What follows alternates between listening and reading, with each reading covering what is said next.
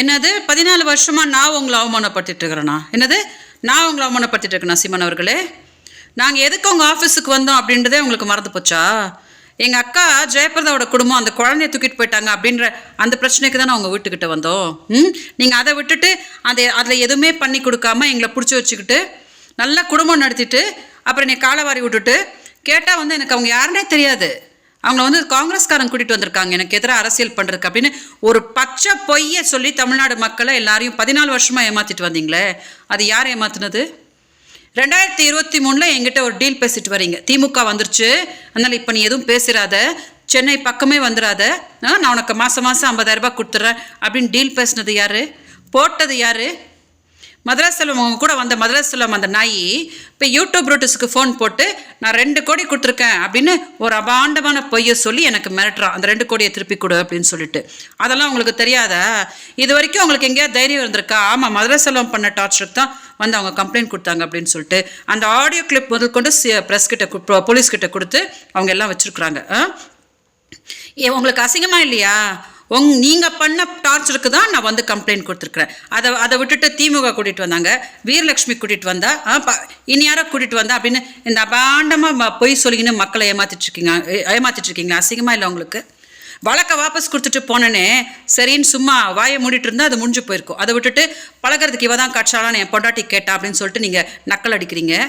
அவளை என்னை பாலியல் தொழிலாளின்னு சொல்கிறீங்க, 4 திருமணம் ஆயிருக்கு அப்படின்னு சொல்கிறீங்க, ஜக்கேஷ் அவளோட கணவரை போய் சொல்கிறீங்க. இவளெல்லாம் நீங்கள் அவமானப்படுத்துவீங்களா? நாங்கள் வாயை அப்படியே மூடிட்டு இருக்கிறதுக்கு எங்களை அடிமைங்கன்னு நினச்சிட்டிங்களோ? உங்களை மட்டும்தான் பெற்றிருக்காங்களா சீமான் சார்? எங்களெல்லாம் பெற்று ரோட்டில் போட்டு போனாங்களோ?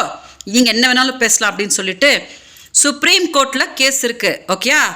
நான் போய் சொல்லிட்டு இல்லை, மீடியா போய் சொல்லிட்டு இல்லை, நாங்கள் எல்லாம் சுப்ரீம் கோர்ட் என்ன ஆர்டர் கொடுத்தாங்க அப்படின்றத தான் நாங்கள் சொல்லியிருக்கோம். நீங்கள் தான் மாற்றி எல்லாத்தையும் சொல்லிட்டு இருக்கீங்க. அதனால் நான் மீண்டும் உங்களுக்கு சொல்லிடுறேன், உங்கள் ரத்தத்தில் தமிழ் ஓடுதுன்னா எனக்கும் ரத்தத்தில் தமிழ் தான் ஓடுது.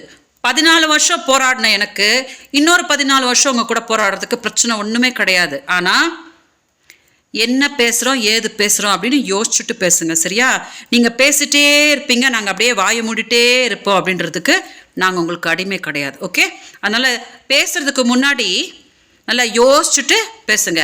நீங்கள் தான் 14 வருஷமாக இப்போ வரைக்கும் நீ அசிங்கப்படுத்திட்டு இருக்கீங்களே தவிர நான் உங்களை ஒன்றும் அசிங்கப்படுத்திட்டு இல்லை. ஓகே? வணக்கம்.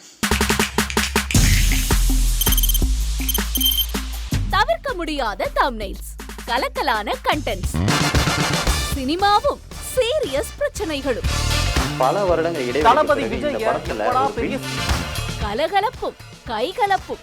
Me too love you. Thank you. அவருக்கு அந்த மாஸ் ஏத்துறது ஏற்ற தெரிக்குதுனாலே டன்னு தான்.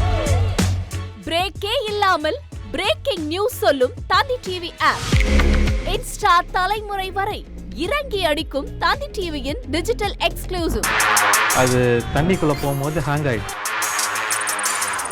உங்களுக்கு விஜய் சார் எந்த அளவுக்கு ரொம்ப பிடிக்கும்? Of course, Malayalis are huge Vijay sir fans. 2 பேருமே ரொம்ப பிடிக்கும் எனக்கு. தந்தி டிவி ஆப்பை இலவசமா டவுன்லோட் செய்யுங்க, ஃபாலோ பண்ணுங்க, சப்ஸ்கிரைப் பண்ணுங்க, என்ஜாய் பண்ணுங்க.